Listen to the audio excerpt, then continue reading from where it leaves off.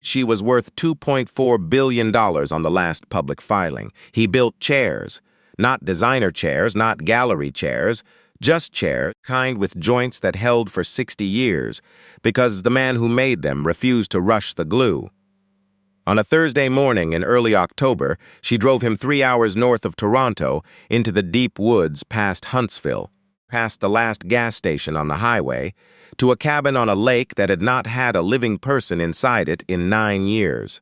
She told him the property was worth $1.8 million. She told him she was thinking of selling. And she watched his face with the same controlled attention she had used to read the faces of bankers, lawyers, and every man who had stood close enough to want something from her in the last 14 years of her life. What he did in the next 5 minutes was not on any page of her playbook. The first time Miriam Ashford saw Callum Firth, she was not paying attention to him. She was standing in the lobby of a commercial building she had just acquired on King Street West, arguing on the phone with a contractor in Calgary who had missed a deadline by 11 days, and a man she had never seen before was on his knees in the corridor, replacing a section of baseboard that had warped from a burst pipe the previous winter. She did not look at him. She looked at the spreadsheet on her phone. She looked at the water stain on the ceiling that the building manager had promised was cosmetic. She looked at the elevator doors that were taking too long. The man on the floor finished the baseboard, stood, ran his thumb along the seam to check the fit, and picked up his toolbox. As he passed her, he said, without stopping, without looking up, "That stain's not cosmetic. You've got a slow drip behind the drywall on the second floor. Might want to get someone up there before it freezes." She turned. He was already at the door. He had not introduced himself. He had not asked who she was. He had spoken to her the way a person speaks to another person standing in a hallway, which is to say he had treated her like furniture. And the strangeness of it, the plain, ordinary bluntness of a man who had noticed a problem and mentioned it because it was there, stayed with her through the elevator ride and into the meeting and through the rest of the afternoon. She had the building manager send her his invoice. Callum Firth, Firth Woodwork and Restoration. The invoice was for $640. He had not rounded up. 3 weeks later, a drawer in the built-in credenza of her corner office jammed and would not close. Her assistant, careful woman named Priya Sandhu, who had been with her for 5 years, called 2 furniture repair services, both quoted a week. Miriam said, "Call the man who did the baseboard on King Street." He came the next morning. Same work boots, same quiet hands. He fixed the drawer in 20 minutes. The runner had warped. He replaced it with one he cut from a piece of maple he carried in the back of his truck. When Priya tried to hand him $300 for a job that should have cost $150, he counted the extra bills back onto the desk and said, "That's too much. I replaced a runner. It's not charity." He left. Kane. Priya stood in the doorway holding the bills and said nothing because she was good at reading rooms. And the room was telling her that Miriam Ashford, who had not looked up from her screen for most human beings in 5 years, was looking at the closed door. Over the next 2 months, Miriam invented reasons: a window that stuck, a shelf that leaned, conference table with a wobble. She may or may not have created herself with a carefully placed wedge one evening after everyone had gone home. He came each time. He fixed each thing. He never lingered. He never commented on the view from the 42nd floor. He never asked what the company did. On the 4th visit, while planing the edge of a warped doorframe, he said without turning around, "Mrs. Ashford, if you need someone to have lunch with, you can just say so. You don't have to keep breaking your office." She laughed. It came out before she could stop it, a sound she had not made in front of a stranger in a very long time, too loud, too real, the kind of laugh that lives in the chest and not the throat. "Lunch," she said. They had lunch. Then they had lunch again. Then dinner at a place he chose near his apartment. In the East End, a Sri Lankan restaurant with plastic chairs and fluorescent lights and food, so good she ate with her hands for the first time since she was a child and did not think about who might see her. She learned him slowly. Callum Firth was 46. He had been a widower for 7 years. His wife, Marguerite, had died of pancreatic cancer when their daughter, Rosie, was 2. He had raised the girl alone in a narrow house on Carlaw Avenue, teaching himself furniture restoration from library books and YouTube videos after his carpentry union work dried up during a recession. Rosie was 9 now. She had her mother's curly hair and her father's habit of going quiet when she was thinking hard about something. She wanted to be a marine biologist. She had told him this at breakfast 3 weeks ago with the seriousness of a Supreme Court announcement, and he had nodded and said, "Then we'd better start learning about the ocean." He told Miriam these things the way he told her everything, plainly, without performance, the way a man describes his life when he is not trying to sell it. When she asked what he did in the evenings after Rosie went to bed, he said, "I sit in the shop, icing things. Some nights I just hold the wood and don't do anything with it. It's the only time the house is quiet enough to hear what I'm thinking." She heard the sentence and could not sleep that night, and did not understand why until 3 in the morning when she realized it was because she had not heard a man describe loneliness without asking her to fix it. Miriam Ashford was 42 years old. She was the sole inheritor and CEO of Ashford Northern Resources, a mining and real estate company her grandfather had built from a single nickel claim near Sudbury in 1961. Her mother, Elaine, had expanded the company into Toronto real estate in the 90s. Miriam had taken it further into Vancouver, Montreal, Calgary, and then into New York and London. She had done this while carrying a piece of damage so old and so carefully maintained that she had stopped recognizing it as damage. It had become architecture. When she was 26, her fiancé, a man named Graydon Hale, had been the chief financial officer of her company. He had been handsome. He had been brilliant.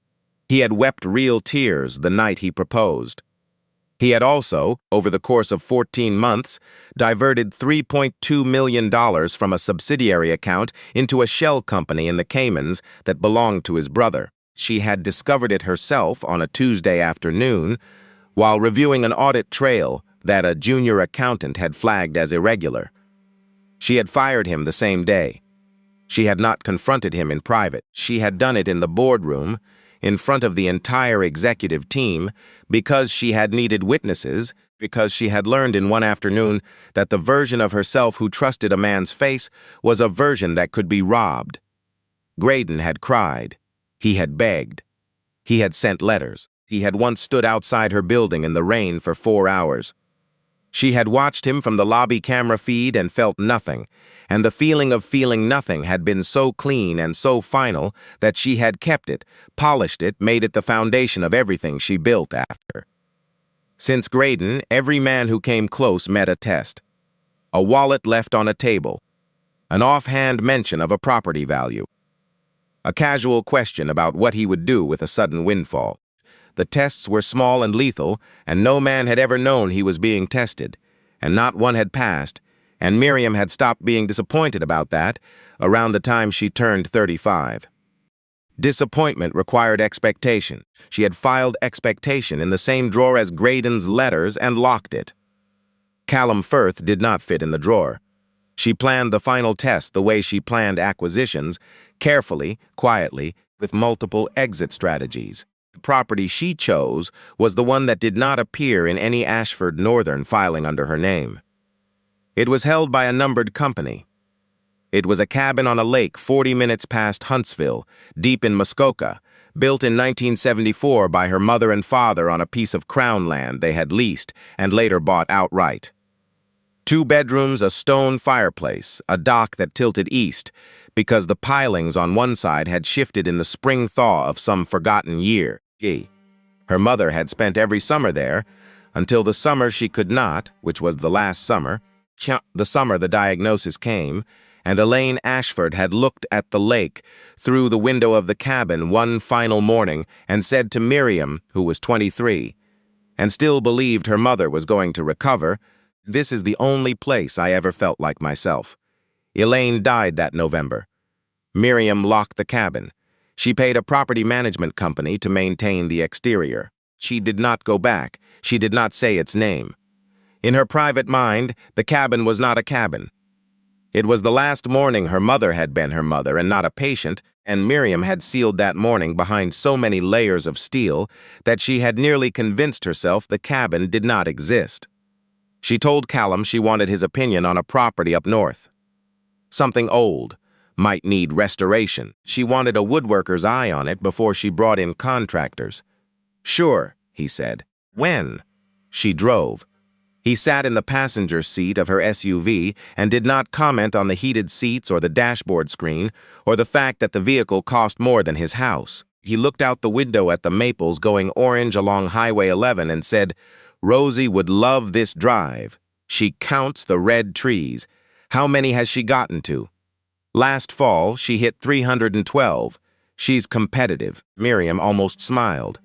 She pressed it down because smiling was a crack. They turned off the highway onto a gravel road, and then onto a narrower road, and then onto a path that was barely a path at all. The cabin appeared through the trees the way it always had, low and dark against the silver of the lake, the roof thick with pine needles, the dock leaning, the stone chimney still straight after 50 years. She parked. She did not get out immediately. The land and water frontage together are worth about $1.8 million, she said, in the voice she used for board presentations. The structure is dated, probably negative value. I'm considering a teardown and rebuild. She watched him as she said the number, 1.8 million. The number that made men lean. Callum looked at the cabin. He looked at the dock. He looked at the chimney. That chimney's been through a lot of winters, he said. Whoever laid it knew what they were doing. He got out of the car. He did not walk toward the lake. He did not walk toward the land. He walked toward the cabin. He put his hand on the door frame. He stepped inside. She followed. The air smelled of pine and dust, and something faintly sweet, cedar maybe, or the ghost of the dried wildflowers her mother used to hang in the kitchen window. Callum stood in the main room. He looked at the fireplace. He looked at the water stain on the ceiling near the back bedroom. He ran his fingers along a crack in the mantel. He went out the back door to the small clearing where Elaine had kept a garden, and he stopped in front of a weathered wooden bench that sat beneath a white birch tree. Miriam had forgotten about the bench. Her father had built it the summer she turned 12, the last summer before the divorce. It was the only thing he had ever made with his hands. It was rotting now, the slats split, the legs sinking into the earth. Callum stood in front of it for a long time. He came back inside. He looked at her with an expression she could not catalog. "Who lived here?" he said. She opened her mouth, she closed it. She opened it again, and nothing came. He waited. He did not repeat the question. When the silence went on longer than either of them expected, he nodded. Once, gently, as if the silence itself had answered. "Thank you for bringing me here," he said. It was good. On the drive back to Toronto, he was quiet, not uncomfortable quiet. The quiet of a man who had seen something he was still turning over in his hands. When she dropped him at his house on Carlaw, he got out, leaned back through the open door, and said, "Thank you, Miriam." It was the first time he had used her first name. She drove home. She poured a glass of wine. She did not drink it. She sat on the edge of her bed, with her coat still on until the window went from black to gray. 2 days later, Priya knocked on her office door with a folder. "You asked me to keep an eye on him." "I did." He went to the Huntsville Public Library yesterday. He spent 3 hours there. He requested the municipal land registry records for the lake property. He also pulled historical photographs from the township archive. Miriam's hand stopped on her pen. He pulled the deed history, deed, building permits, and what the librarian described as a botanical survey from the 70s. He was polite. He wrote everything in a notebook. Priya set the folder on the desk. She hesitated. There's no reason a furniture restorer would pull deed records on a property worth that much. Priya said carefully, unless he was appraising its value for himself. Miriam nodded. Her face did not change. Somewhere behind her ribs, a structure she had spent 14 years building folded inward in a single clean collapse. "Put a trail camera on the access road," she said. "I want to know if he goes back." He went back the following Saturday. The footage arrived on Miriam's phone Sunday morning. She watched it in her study with the door locked. He arrived in his truck at 9. He did not enter the property. He stood at the tree line with his hands in his jacket pockets and looked at the cabin across the clearing for nearly 30 minutes. He took no photographs. He touched nothing. He stood there the way a man stands in front of something he is trying to understand, and then he got back in his truck and drove away. She watched the footage twice. Each time the part of her that Graydon had built read the same word underneath Callum's stillness. Calculating. Each time the part of her that had heard him say, "Thank you, Miriam," in a voice that expected nothing in return, read a different word. The two words would not sit together. She chose the first one. She had always chosen the first one. That evening she called him. "Miriam, I think we should stop." A long quiet, not angry quiet, absorbing quiet. "All right," he said. "I don't have an explanation I can give you. You don't owe me one." She had been ready for anger. She had been ready for tears. She had been ready for the desperate recalibration of a man losing access to a woman who owned things. She had not been ready for a man who simply accepted her decision as though it were hers to make. "That's all you're going to say?" "You told me how it is, Miriam. I'm not going to argue with a person about their own life. Thank you for the time." "I mean it. Tell Priya I said goodbye-bye." He hung up. She sat on the floor of her walk-in closet for an hour with the phone in her lap. She did not cry because she had not cried since the morning she found the wire transfers. She told herself his calm was proof. A man who cared would have fought. Graydon had fought. Graydon had wept on her kitchen floor. The thought was supposed to close the case. It opened a door she had not meant to open. For 6 days she worked. She arrived at the office at 5:30. She left at 10. Priya watched her from across the floor and said nothing, because Priya had seen this once before, 3 years ago, when a different man had been tested and discarded, and Miriam had gone to Whistler for a weekend and come back harder. Priya was waiting for the Whistler weekend. It did not come. On the 7th day, a small parcel arrived at the front desk. Brown paper, block handwriting, no return address. Security screened it and sent it up. Priya placed it on Miriam's desk before lunch. Inside, wrapped in a square of soft flannel, was a wooden picture frame. Miriam knew it before she touched it. She knew the grain, the nick in the upper left corner, the faint pencil mark on the back where her mother had written M's first painting. Sep 1990 in her slanted hand. The frame had held a watercolor. Miriam had made at age 7, a lopsided lake with a green cabin and a yellow sun. It had hung on the wall of the cabin's back bedroom for decades. Miriam had left it there the morning she locked the door. The wood had been cleaned. The cracked corner had been repaired with a join so precise she had to hold it to the light to see it. A small piece of glass, new and clear, had been fitted where the old glass had broken. Behind the glass, the watercolor was still there. The colors faded but whole. The lopsided lake, the green cabin, the yellow sun. There was no note. There was nothing else in the parcel. He had taken it from the cabin wall. He had carried it home. He had restored it the way he restored everything, slowly, with the patience of a man who believed broken things were worth the work. And he had sent it back to her without asking for anything, because asking would have turned a gift into a negotiation. She sat in her office with the door closed and cried for the first time in 14 years. She cried the way people cry who have forgotten how, badly, noisily, with her forehead on the desk and her shoulders shaking, and when Priya knocked twice and received no answer, Priya went back to her desk and quietly cleared the afternoon.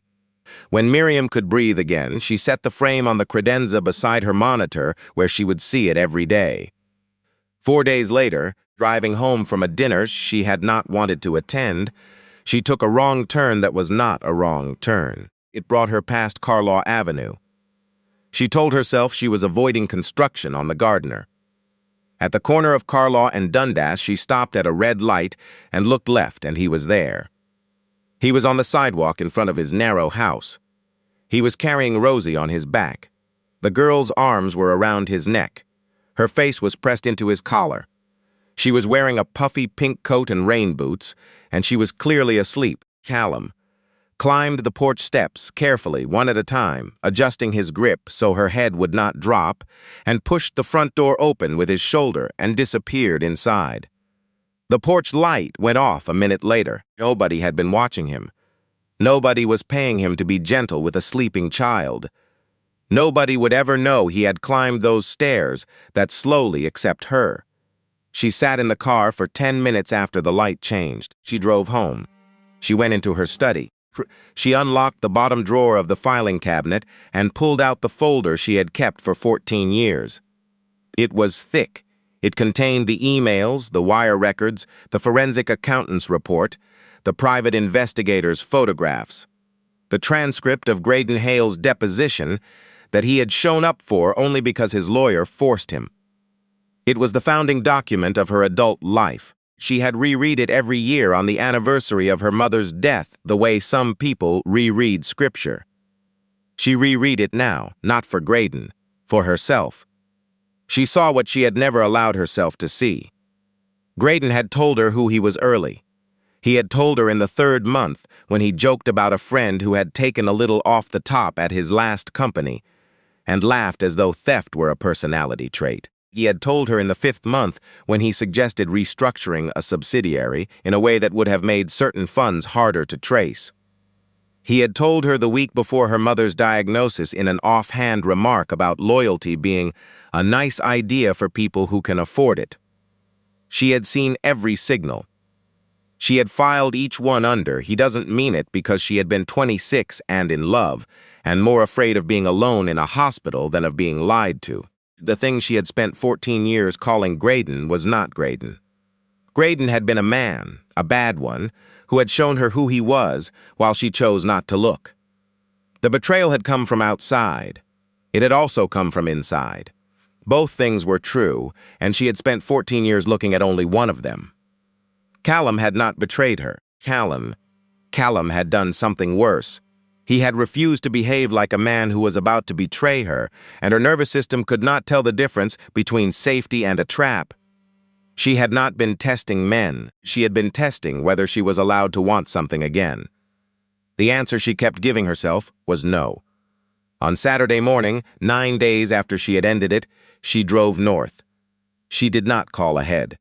She did not change out of the jeans and old sweater she had put on that morning. The highway was quiet. The maples were bare now. She turned onto the gravel road and then the narrower road and then the path that was barely a path. And when the cabin came into view through the trees, his truck was parked at the edge of the clearing.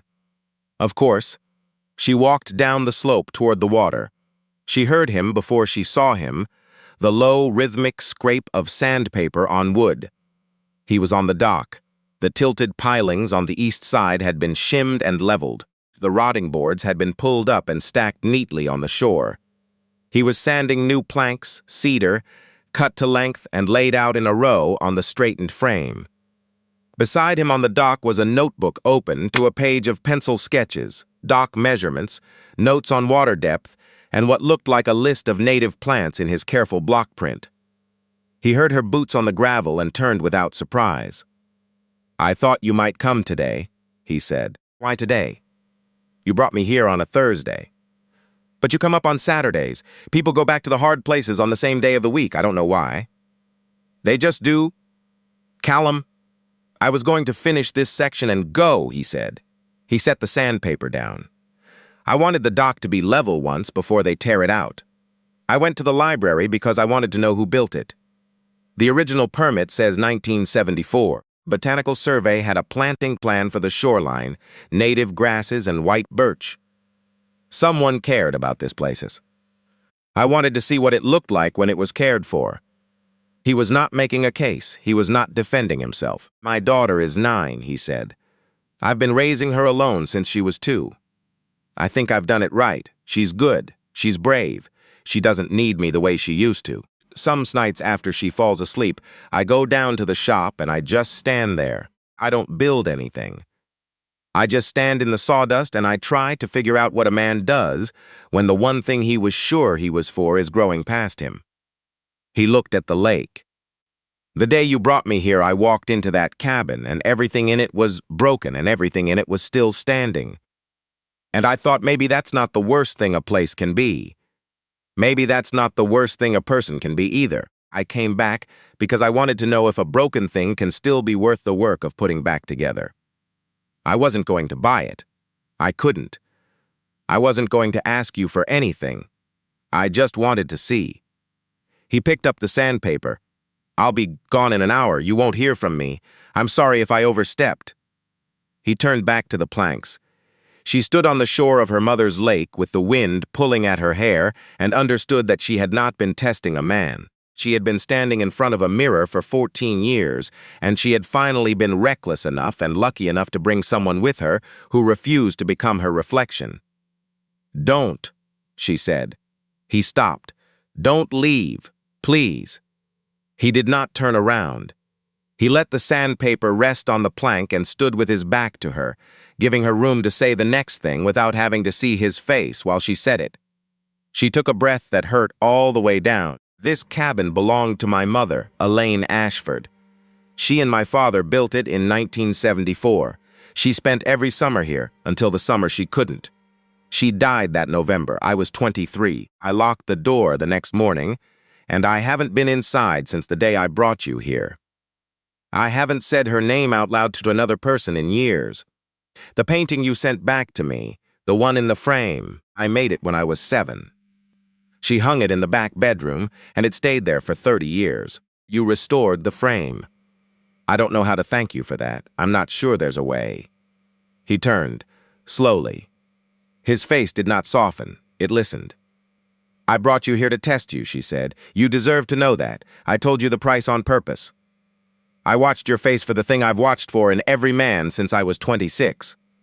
When Priya told me you'd gone to the library, I put a trail camera on the access road. I watched you stand at the tree line for 30 minutes, and I decided you were calculating how to take it from me. That is what I decided.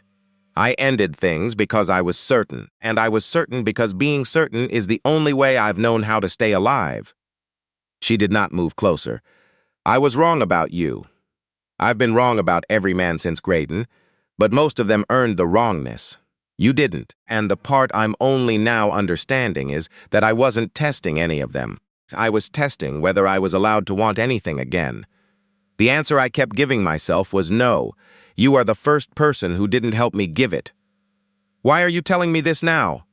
His voice was quiet. It was not gentle. "Because you were about to leave, and because I owe you the truth before you do. I'm not here to ask you to come back. I know what I did. I put a camera on a man who was reading planting records at a library. I don't get to ask." She reached into her coat pocket and took out a single key on a plain ring. The brass was worn smooth. It was the key her mother had used for 30 years. "This is the key to the cabin," she said. "Front door. If you want it, it's yours. I'll sign the deed over on Monday. No conditions. You don't have to say anything to me. I just want you to have the choice I took from you when I brought you up here, without telling you what this place was." He looked at the key. He did not take it. "Set it on the dock," he said. She walked to the dock. She placed the key on the new cedar plank beside his notebook. She walked past him without looking at his face. At the edge of the clearing, she stopped. "I'm not going to call you," she said. "I don't have the right. If you want to find me, you know where I work. If you don't, I understand. Take the cabin. It deserves someone who can see what it used to be." She drove back to the city with her hands steady and her face dry. 3 weeks passed. She did not drive north. She did not drive past Carlaw. She did not ask Priya for updates, and Priya, reading her correctly, did not offer any. She had the trail camera removed the Monday after she left him the key. She had the deed transfer signed and couriered to his house without a note. She heard nothing. She worked. She slept a little better than she had expected. The painting stayed on her credenza.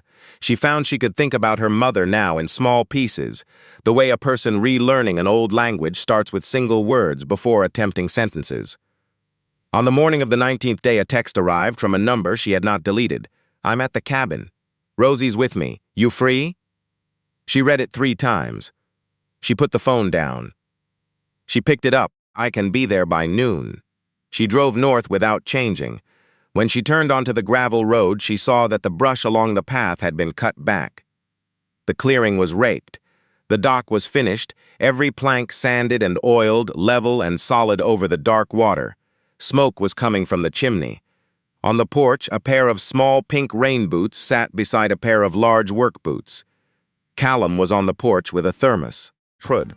Rosie was on the dock in a life jacket, lying on her stomach with her face inches from the water, watching something below the surface with the absolute concentration of a 9-year-old who intended to be a marine biologist. He watched Miriam park. He did not come down to meet her. When she reached the porch, he handed her the thermos without a word, and she drank, and it was black coffee, and it was very hot, and she understood that this was how he had decided to begin. "I took the cabin," he said. "I know. I signed the deed column. I'm not taking it as a gift. I don't carry gifts that big from anyone, and I'm not going to start with you.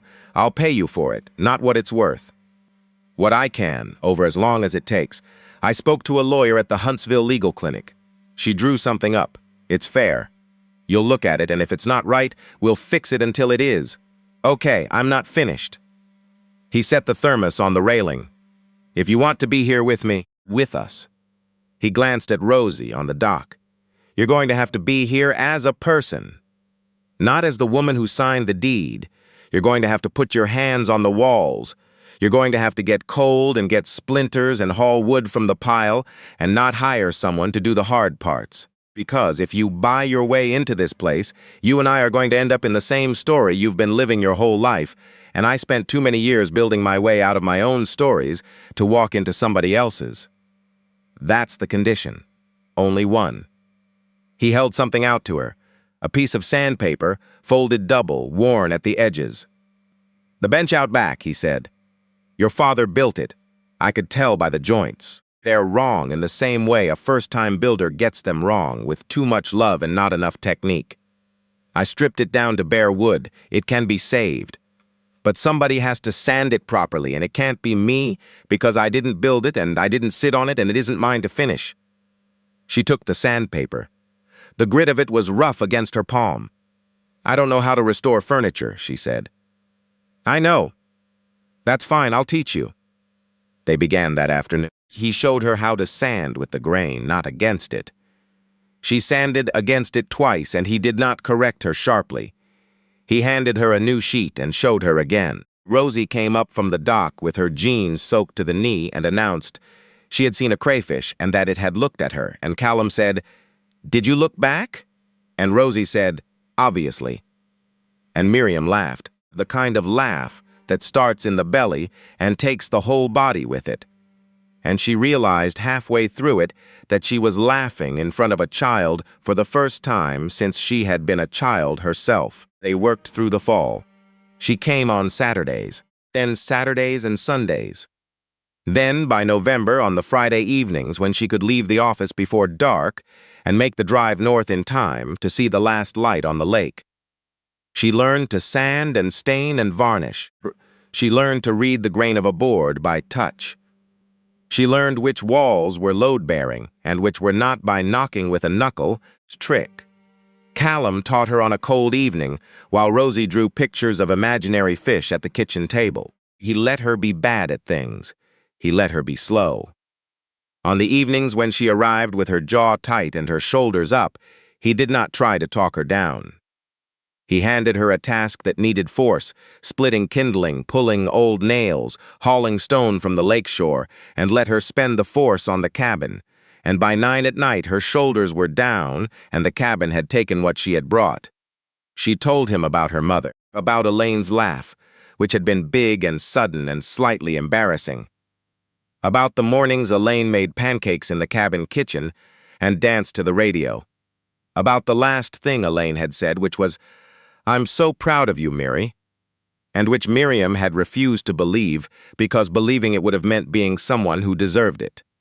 He told her about Marguerite, about the long years with Rosie, Han, about the particular shape of a house when the child you are raising begins to need you less and you do not yet know who you are outside of being needed.